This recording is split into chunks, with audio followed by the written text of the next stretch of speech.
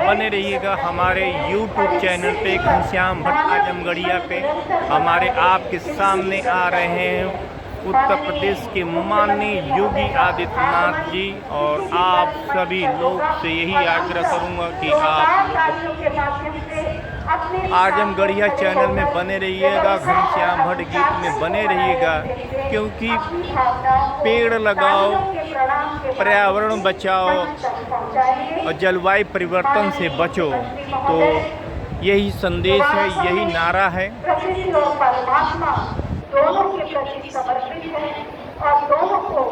बहुत जल्द हम मंच पे आने वाले हमारे आदरणीय योगी आदित्यनाथ जी, जो हमारे प्रदेश के मुख्यमंत्री हैं। बने रहिएगा, हम अंत तक हम आपको दिखाते हैं।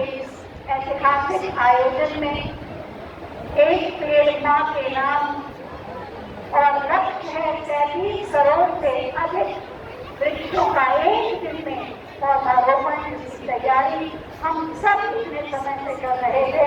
और माननीय मुख्यमंत्री महोदय जी एक योगी हैं, उन्हें ये वरदान परमात्मा ने दिया है कि वो जो संकल्प करते हैं, जो लक्ष्य बनाते हैं, धरती का कोई भी प्राणी जो है माँ को जरूर मानता है। जब माँ को मानता है तो पर्यावरण को मानना ही पड़ेगा। पर्यावरण को अगर शुद्ध और स्वच्छ रहेगा तो हम सबका जीवन भी शुद्ध और स्वच्छ रहेगा, निर्मल रहेगा, ऑक्सीजन मिलता रहेगा, छाया मिलती रहेगी और पर्यावरण मजबूत रहेगा। बहुत ही भावनात्मक आह्वान देखिए, हम सबके सामने आ गए हैं आदरणीय योगी आदित्यनाथ जी।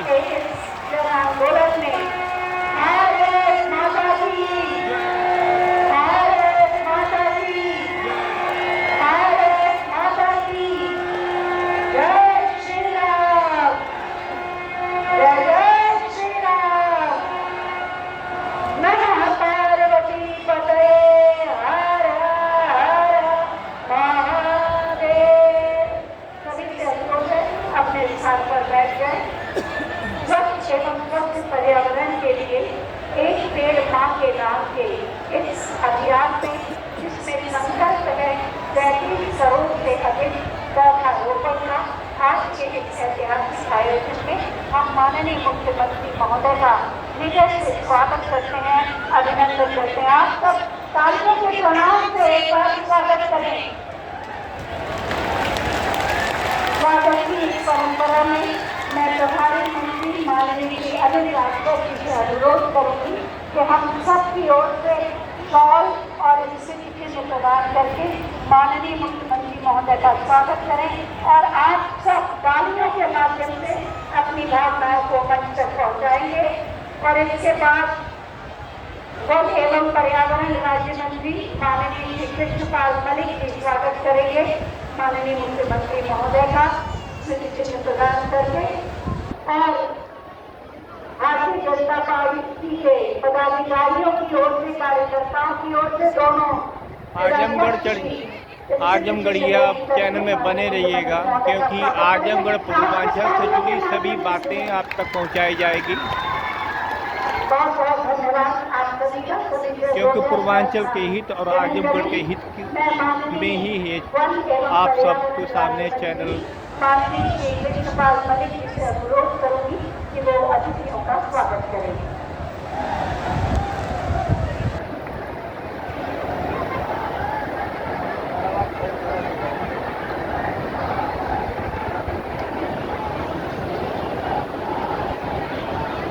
आज के इस वृक्षारोपण के पावन अवसर पर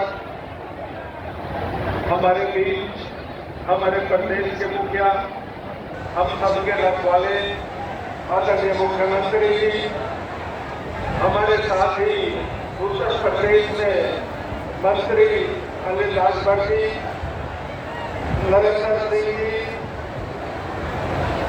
अपने क्षेत्रीय अध्यक्ष तेजानंद जी, विजय बहादुर जी, राजसूरत जी, विश्वास जी, रामनाथ जी, दिनेश जी के साथ साथ अपने मुख्य सचिव मैं ये भी कहना चाहूँगा, जिस प्रकार से आजमगढ़ पर्यावरण की रक्षा के लिए कार्य किया जा रहा है, उसी तरह आजमगढ़ के बेरोजगार युवाओं के लिए भी उद्योग धंधा लगाया जाए, जिससे आजमगढ़ और पूर्वांचल वासियों को उद्योग धंधा मिल सके, जिससे आजमगढ़ और पूर्वांचल के लोगों को रोजगार भी मिल सके। मैं मोदी जी और योगी जी से दोनों लोगों से आग्रह करूंगा कि आजमगढ़ और पूर्वांचल वासियों को थोड़ा सा जरूर ध्यान दें, क्योंकि अगर आजमगढ़ और पूर्वांचल में उद्योग धंधा होता तो आजमगढ़ वासी दूसरे प्रदेशों को, दूसरे देशों को नहीं जाते हैं।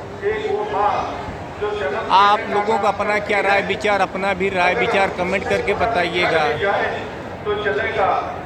एक है धरती माँ जो जीवन देने का काम करती है, अगर हम उससे कुछ हट रहे हैं, मेरा आपसे आग्रह है आज के इस वर्ष पर, इस अवसर पर आप विशेष दिलचस्पी लेकर वृक्षारोपण करने का काम करें।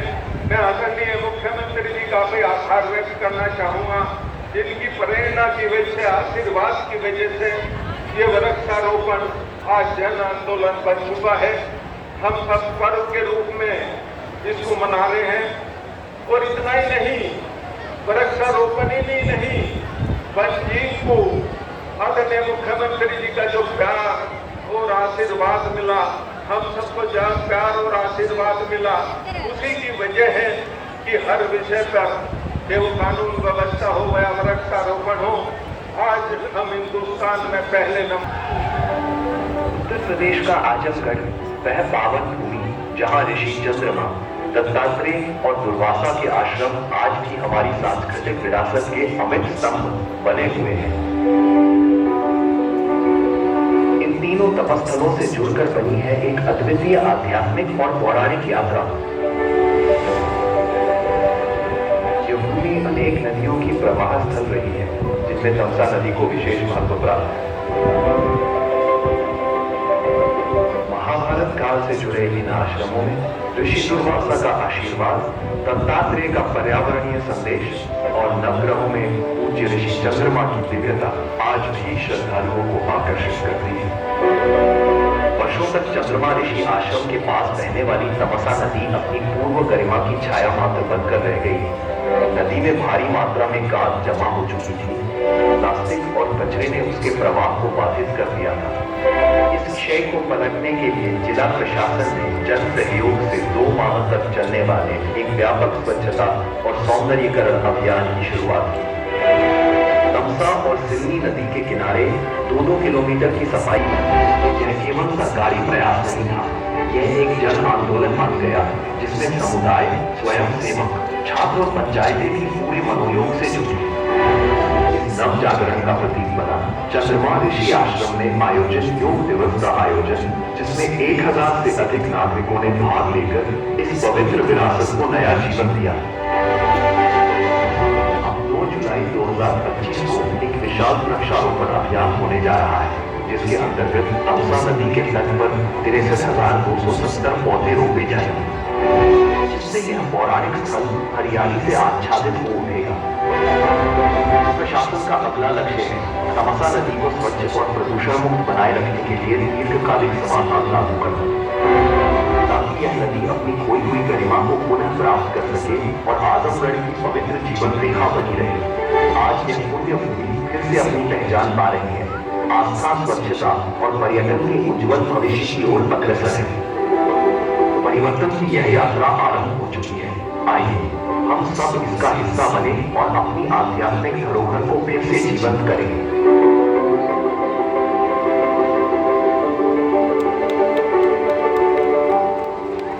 इसीलिए कहते हैं कि आजमगढ़ ऋषियों मुनियों का तपोभूमि है, दुर्वासा दत्तात्रेय चंद्र मुनि स्वामी का आश्रम भी है। पर्यावरण और पूर्वांचल को मजबूत बनाने के लिए बहुत जरूरी है। और कहना चाहिए आदित्यनाथ योगी जी और दिनेश लाल यादव जी भी आए हुए हैं मंच पे। आप सभी लोगों से कहेंगे कि जो आजमगढ़ के काम आए उसी के हम सबका सपोर्ट हो।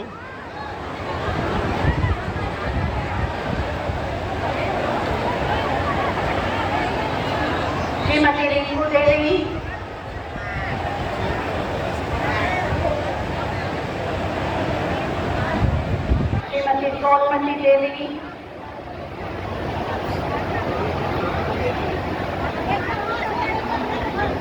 श्री बुद्धिराम, वृक्ष लगाने के प्रेरणा दिया जा रहा है। श्रीमती अनिता देवी, और स्कूल चलो अभियान की भी शुरुआत हो गई है, तो कुछ बच्चों को भी दिया जाएगा। दीपक चौहान,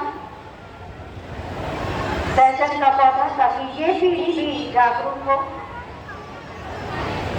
आजमगढ़ से वृक्षारोपण का अभियान चालू हो चुका है।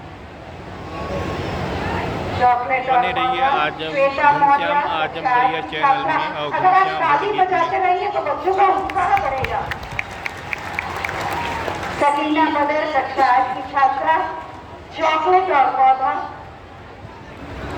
और अमृता यादव कक्षा 7 की छात्रा, और मोहिनी राजभर कक्षा 8 की छात्रा। जोरदार तालियां बजाते कराए इस आंदोलन के नाम। बहुत बहुत धन्यवाद। इसीलिए कहते हैं कि बीजेपी में जात पात की राजनीति नहीं होती है, देश और धर्म की राजनीति होती है। जो देश को ऊपर रखते हैं, धर्म को ऊपर रखते हैं। मुख्यमंत्री महोदय ने अपनी प्रेरणा और मार्गदर्शन से, और इसी का प्रतिफल है कि हर एक आच्छादन में पूरे देश में उत्तर प्रदेश आज दूसरे स्थान पर है। मैं बहुत ही फिर मिलेंगे नेक्स्ट वीडियो में। राधे राधे, जय श्री कृष्ण, हर हर महादेव।